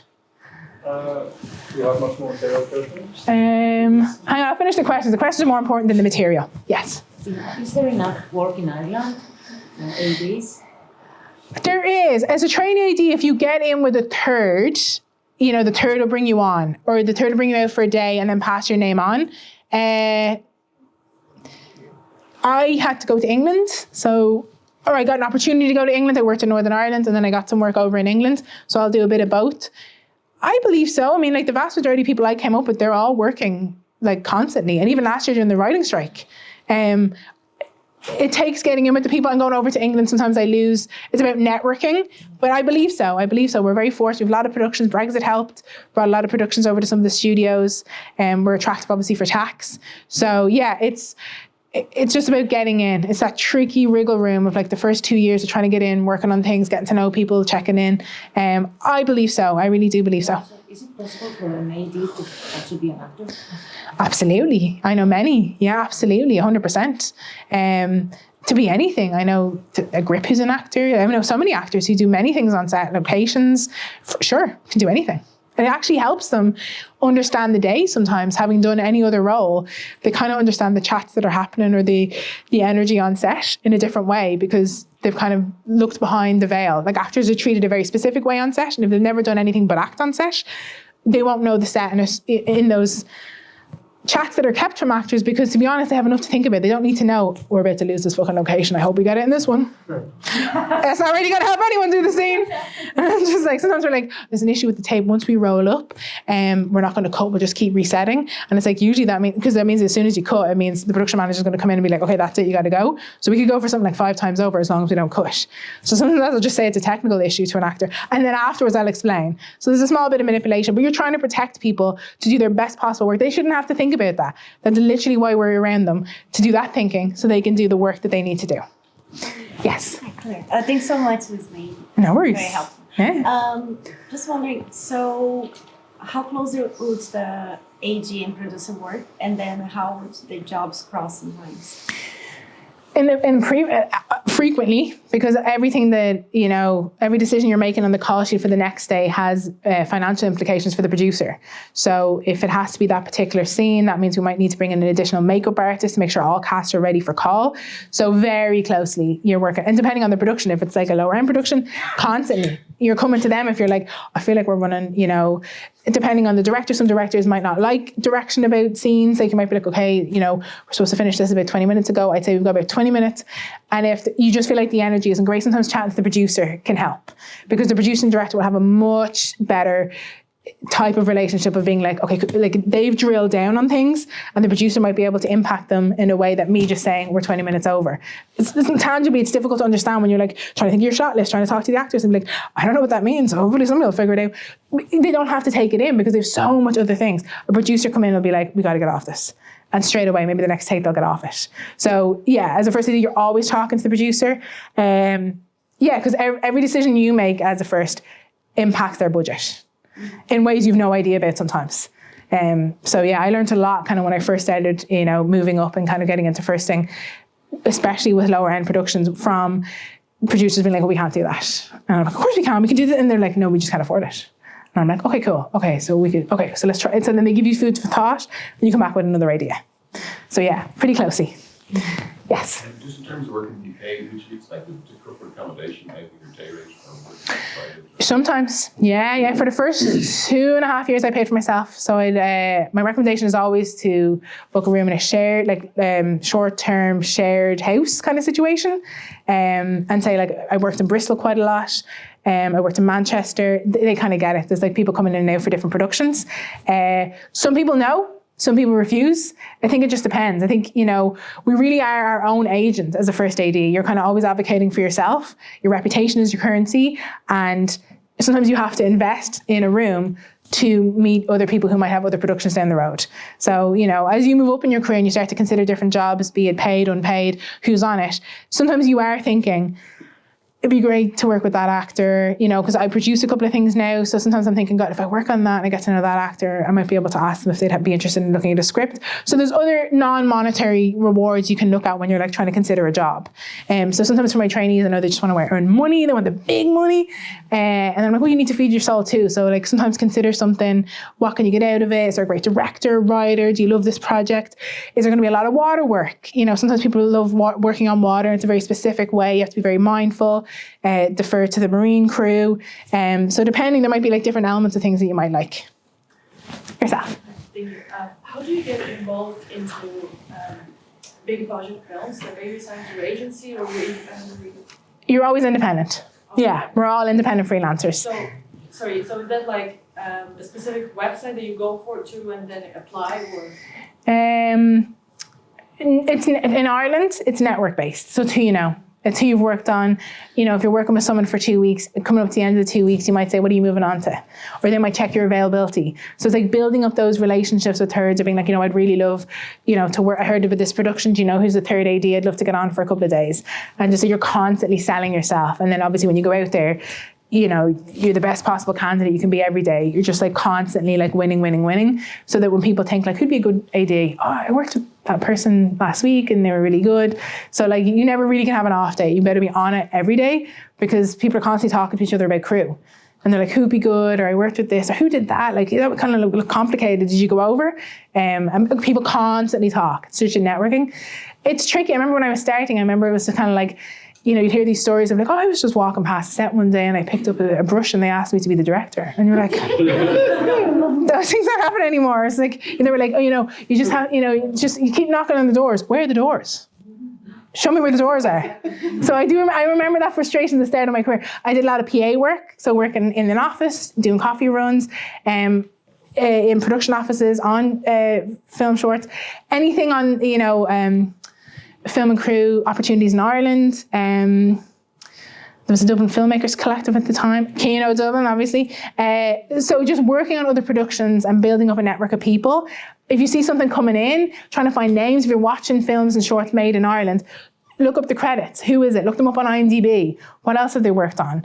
It's a bit of work. It's kind of like, you know, like looking for a job, like, you know, doing job interviews. If I wanted to work in a specific office, you got to do a lot of interviews. You got to get out there. And it's so individualized. Going to events like this, meeting people, it's like, I was always like, I can't network. What the hell is that? I don't know what networking is. Culturally in Ireland, we're not about boasting. We're not about saying how great we are. It's difficult to kind of like push past that. But it's being able to push past that will make you a great AD. There are uncomfortable positions you have to approach people who are not in good moods all of the time, and just like constantly challenging yourself to be uncomfortable, to do things you don't really want to do. I wanted it to come to me. I was like, I want the jobs to come to me. Just call me. All the people should be calling me. How long did you work for free before you got your pay? I did something free there last year, a music video. I really wanted to work on music videos, and I was just finding it difficult to get in. And then somebody was saying like, oh, someone asked me the night before, they were nervous I might go over. They're like, we probably need someone to just keep an eye on time. So someone just messaged me and they're like, I got your number from someone else. Do you want to be an AD tomorrow? Yeah. You know, and I asked what it is. But to this day, it shouldn't happen, obviously. I know the AD Guild is working really hard and trying to get us to make sure if we're bringing people on, get them paid, get them lunch, get them petrol money, get them something. You know, we're trying to like raise up rates. It's just so unregulated. You know, it's just an incredibly unregulated industry, specifically in Ireland at the moment. There's no satisfying answer I can give you. I wish I could give you the path and be like, it's easy peasy, do this. Production companies are great. I worked on, say, Dancing with the Stars. So I didn't just stick to film. I really believe in kind of like any particular production, you never know who you're meeting, you never know, you know, you're gaining wisdom in the way different people do things. So yeah, like, I don't know if that's helpful, sorry. Yeah, but I know you sometimes work for free if you want to. Yes. But like before you... Oh, you have to make a decision. You have to decide. Like at a certain point I decided. Yeah, I just wanted to ask how it was for you. It's difficult. And especially if people hear, oh, your one did that for free for me. So after about, I'd say, 2 years. Now I had been getting paid doing PA work. So after about 2 years, I decided I'm not going to AD anything else unless I'm getting paid. And the rate seemed to be 150. I was like, no matter what. And I had to turn down loads of things. And it's really difficult, especially in our industry, if it's freelance. And you feel like, well, I'm getting experience, what odds? Like, you know, and I do have this other job that pays, to make that transition over to like, no, I have value to offer. And it's a shame I'm going to miss out on this opportunity. And these people seem great. Hopefully we'll catch each other on another one. But yeah, you have to, and it's difficult turning stuff down, especially if there's nothing else down. You're like, what am I fucking turning it down for? Might as well do something. It looks great on IMDb. But yeah, you have to be very strong with yourself and decide, no, I have value to offer and I'm good and I have a reputation. Obviously somebody's heard that I'm good. I'm going to ask for, and then you can negotiate. You might say, like, okay, negotiating for a rate was tricky, you know, because, you know, I remember at the time I wanted €100. This was back in 2017. And they were trying to like, you know, €50, €80, you know, whatever. And like, if I really wanted to do something, I would be like, my rate is, however, you know, you try and work something out. It's tricky. It is a very, I remember back now that you've kind of like re-prompted it. It was tricky. But you got to be so boundaried. And you get better. You really do. Sometimes you go back and you like want to kill you. You want to be mad at yourself and be like, I almost said something I shouldn't have said on camera. You want to be like, I wish I hadn't agreed to that. And sometimes it's in learning and knowing and feeling it when you're on a set and being like, I should have charged. I'm disappointed with myself. You know, I have a lot of value I'm offering here and they're gaining a lot, and then you might hear what someone else is being paid. And you'll be like, oh, there's my wages. So yeah, so when you hear that, that can help you. But good luck, it's very tricky. It is a tricky, tricky balance. Hi, I was asking, but like how? Don't feel embarrassed. There's nothing embarrassing about a question ever. How did you pitch yourself back in the day at the very beginnings of it all, if you remember? Like, because, like as you said, like us Irish, we find it very hard to like, you know, boost ourselves up with those notions and stuff. How did you overcome that, and like, how did you like just reach out to people? Because I think that's sometimes the hardest part. It is. You're right. It's really, really tricky. But you have to believe in yourself first. So definitely you got to be like, I know I will be an asset. And like you work on that I work on that to this day. So just believing that and knowing that, you're going to exude it. Obviously by text makes everything easier. By PM makes everything easier. Keep it short. And my advice to anyone reaching out to an AD is like, I hear you're doing this, or I hear this production might be coming up. I would love a day or two. You know, I've also worked on, it's good to hear that someone's worked on something, because the work is so urgent and there's so little room for someone I have to explain everything to. It's difficult to bring on someone who is completely green. Everybody deserves a chance. I was given a chance. The reason I'm here and I'm good at what I do is because people took a chance. So yeah, how you exude, reaching out to people. And then once you're there, having the mindset of become indispensable. Track that AD and try and preempt what they need to happen. Someone's coming over from lighting. What do they need? They're looking around. They're looking for the water. Where's the water bottles? Like find, once you get on set, I'll get your email address. There's a wonderful article I remember I read very early on in my career, and it's like 10-7, I can't remember now. I'll send it to you, Philip, and you can send it out. And it's just how to make yourself stand out on set. And every day you need to think, people are going to remember me. People are going to talk about me.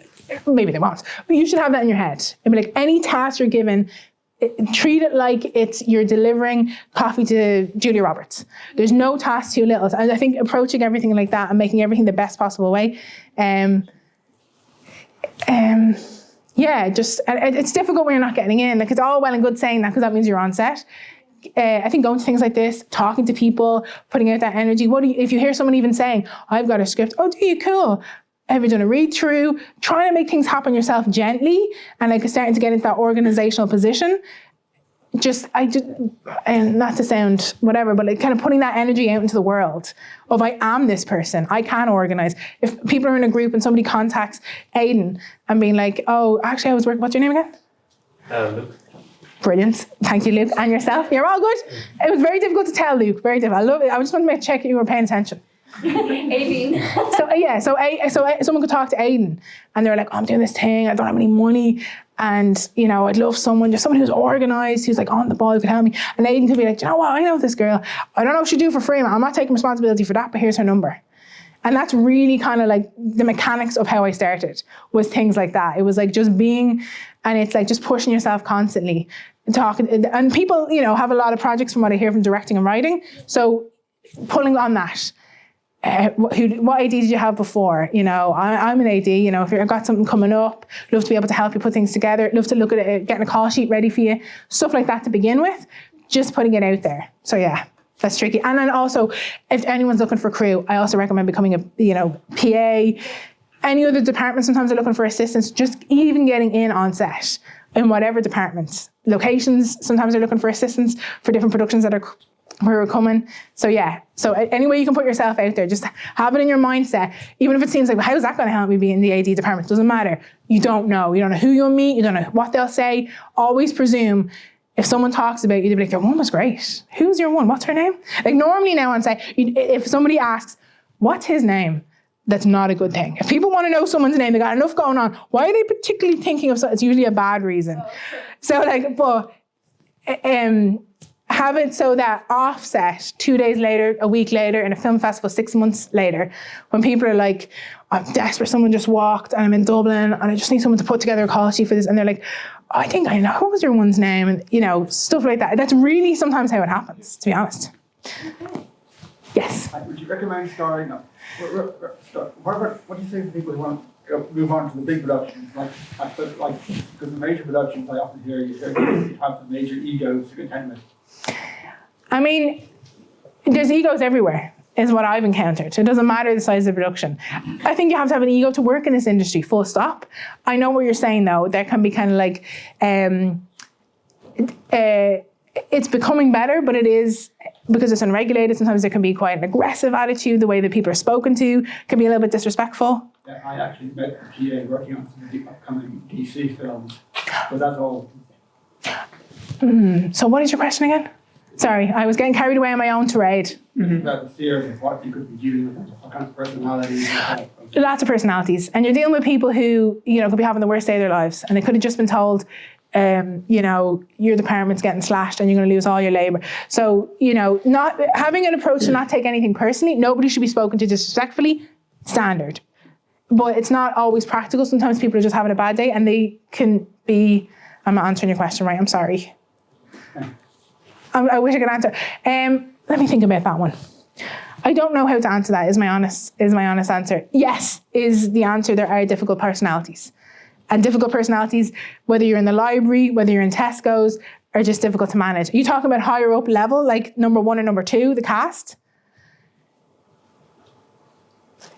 If they're there, to be honest, they're very professional. So anything we hear about unprofessional behaviour, I kind of side eye sometimes, because the people who are there, there's a reason they're there. They're very good at their jobs.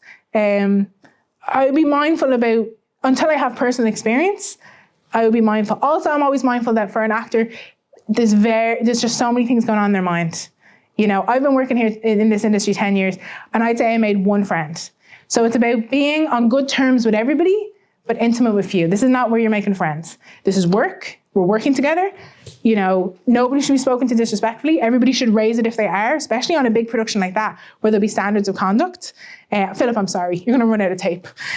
So that would be my answer. I hope that answered some of your question. Right, is that it for everyone? Yes, go on, Philip. So do you have any certificates or courses or even books that you found are really helpful, like certificates to keep up, or anything that you keep referring back to? Yeah, unusually I always try to do anything that has any kind of creative techniques in it. I've got to keep my mind fluid. I've got to be able to approach problems from like a multitude of ways. So I know Screen Ireland runs a brilliant one, I think with Pam Railton, creative techniques.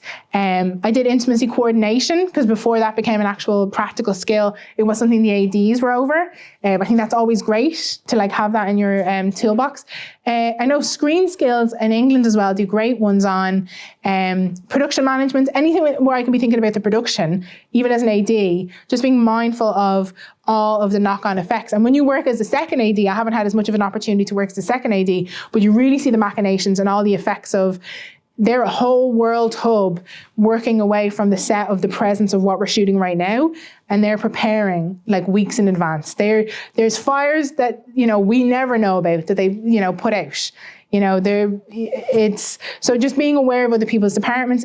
Whenever you get an opportunity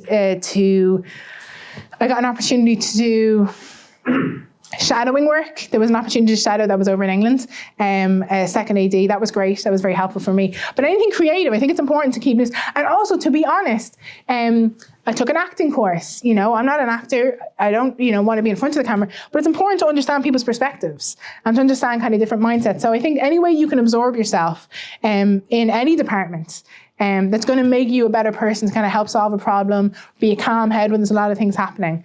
So yeah, there'd be some things. Okay, I think we're going to wrap it up very soon, folks. I appreciate everyone's attention.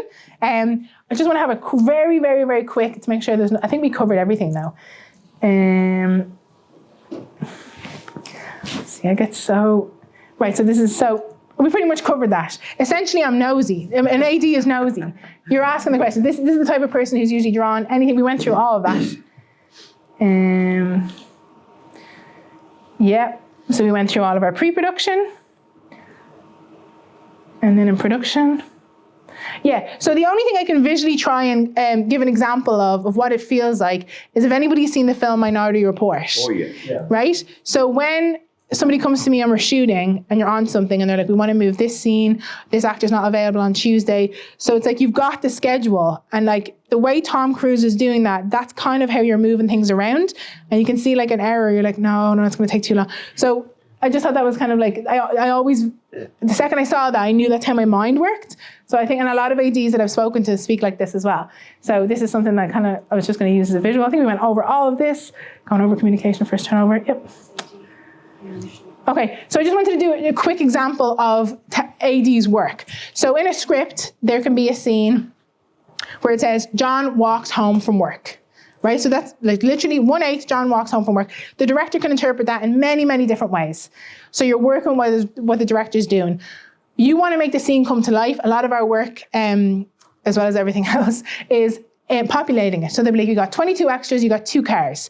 John walks home from work. The combinations are endless. You're always watching, where's the camera? So your number one thing is like, this could look amazing. Camera shooting this way. All 22 extras here is no good to me. So you're watching, and the camera will keep moving because the camera wants to find the best possible option depending on the coverage. And the camera will always move. Even with a shot list, sometimes it's just a template, and then they get to the scene, and they're like, oh, no, this works better. And then it's kind of like an art. You're conducting. You've got to cue the extras. So it seems lifelike. They know what the scene is. It's real. You give yourselves here, you're a couple, you've had a bit of a fight, blah, blah, blah. So it's like, it's a couples therapy class. So you're giving people their backstories as well. So the extras have something real to feel and, tell them what the shot is. And then you want to make sure that you're cueing them at the right time, because it's no good if everyone goes on action and the camera moves and now we're on number 1, but everybody who was walking and talking has moved out of the shot, so it's an empty shot. So you love rehearsal because you're watching that frame and you're like, oh, cool. And then you'd be like, and sometimes I'll say like, oh, just linger. Pretend you're getting something out of your phone. So I've got like often for background, you're not seen per se. And if I'm only given 4 people, you're going to be jumping out of that jumper and walking past again. We're going to make it look lively and busy because no one's watching that close. We're watching number 1. So I just wanted to use this as an example. There's no sound and I screen recorded it. But just to give you an example of like all the directors in the room, you would have different permeations. This was their permeation, but I'm always watching my work back. I'm always watching other productions, especially Irish productions, the way other ADs work. You're watching how they brought it to life. This was particularly good. I really enjoyed it. That's why I included it. I can't hear anything in film anymore, so I've got to have the subtitles.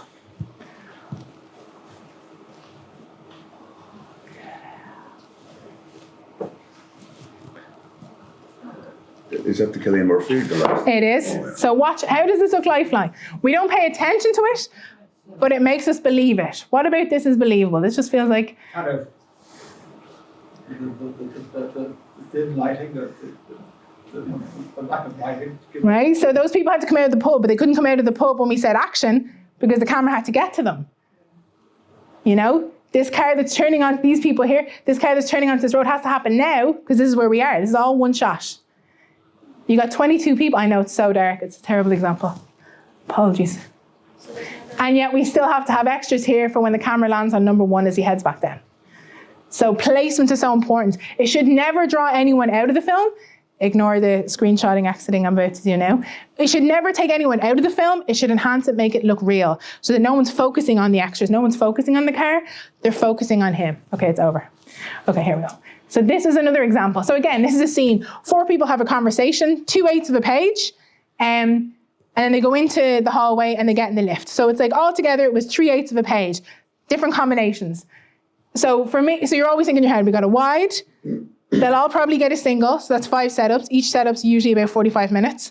So that's kind of the way I break down a scene, and then there was no extras in this scene. So this took all together, this and the next scene took about 3.5 hours we got it done.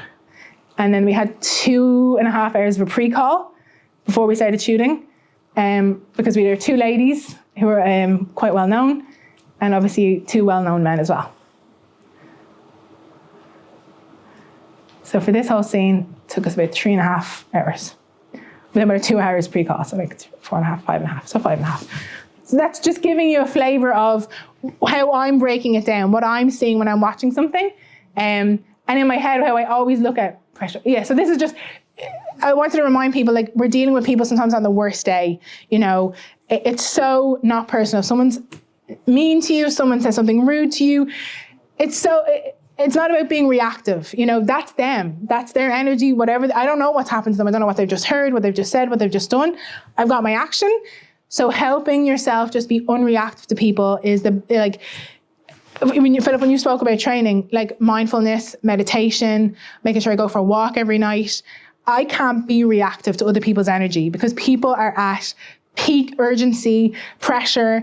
I'm asking to do impossible things in impossible times. Sometimes the immediate response is not going to be them smiling at me. It might be someone raising their voice, loud, saying something aggressive. It's getting better on set, but it's got nothing to do with me. They would be doing the exact same thing if it was Aidan standing saying the same thing, if it was yourself. So I'm not saying psychologically train yourself to be treated badly, but I'm saying people are not at their best when they're at complete urgency. And so being able to ground yourself and being like, that's got nothing to, people often come back, like most of the time, I'd be like, listen, I'm so sorry, an hour ago, I lost a head. I'm real sorry, I shouldn't have said that. And then I've done the thing you've asked. And it's about knowing that you'll build up those relationships. But I kind of just wanted, people are highly unregulated. We don't know. And obviously asking for help. One last thing, as filmmakers, we're not really involved in post-production. We have AD reports where I told you about times that we track and stuff like that. The one thing I do want to leave people with is that I often meet filmmakers after I've worked with them and I haven't seen the film come out. I always look for it in festivals or I might message them. I'll give it a year. I know what post-production's like. And be like, hey, how are you getting on? I'd love to see it. And it's so upsetting when people are like, oh, it didn't really turn out the way I wanted. I'm not going to do anything with it. I think it's so important as filmmaking. No one really talks about this aspect of filmmaking, is that there is a process of grieving straight after you've made your art. You've got to grieve the perfect version that was here. You've got to grieve the mistakes that were made on the set, things that happened, scenes that were lost, shots you would have liked to have gotten, and try and carve the new art out of it. So that's a message I like to impart on people. I know it's very disappointing sometimes, but it's important to remember, try and reharness why you wanted to make it and the good stuff that you did get. And the next one will be the perfect one in your mind. It won't. But yeah, I just think that's so important. No one ever talks about that element. And I work with so many filmmakers. So yes, I said all that. This is the story I wanted to tell. So I will. Sorry, Philip, I know you're going to kill me. We can share the slides. Absolutely, yeah. Share. We can share them. Yeah, this was kind of the stuff we spoke about: network, reputation, and you've got to define success for yourself. What do you want to do? Who do you want to be? What kind of productions do you want to be involved in? The more you do, the more you dip into, the more you'll know. And then the last one was. So the very first thing I ever worked on, ever, to do with anything, I knew I wanted to work in the film and television industry, was somebody's girlfriend who I knew was working on Dancing with the Stars, the first season. And I was like, oh my God, that's amazing. Live television, incredible. Oh, that sounds amazing. I knew nothing about the world.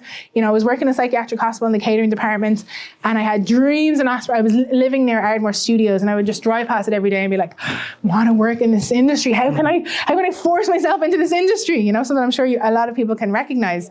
And it just seemed like an impossible task. And then I met this person, and they were like, oh, they need a bunch of people to be PAs. I don't know what a PA was. I can be a PA, yeah, no worries. So there was 5 of us brought in, and none of us had any experience. And they didn't want to give us anything to do because they didn't trust us naturally, because we didn't know what to do. I wouldn't have been able to do anything if they told me to do it. Production based. And we were down in the canteen, and it was about an hour in, and I remember we were sitting down. And I remember thinking, if a production manager walks past and sees 5 people here sitting on their phones, we ain't getting asked back. They obviously have excess.